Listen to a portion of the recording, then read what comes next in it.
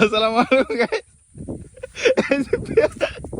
আমার বাগনা বসে ছিপতে পারে না, একটা ঘু মারছে। আজকে আমাদের শিকারে একটা টাকি ধরছে, বিশাল বড় ধরনের টাকি।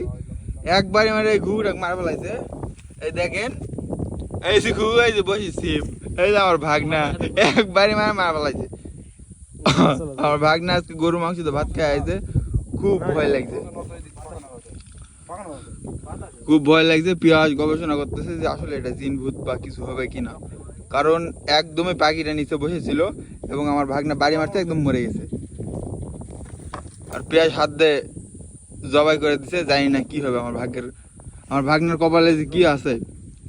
আজকে শনিবার দিন আমার ভাগনা গরুর মাংস দিয়ে ভাত খাইছে, পেঁয়াজ খাইছে, হ্যাঁ, ওই ছিপ দিয়ে বাড়ি মারতে টাস করে মরে গেছে।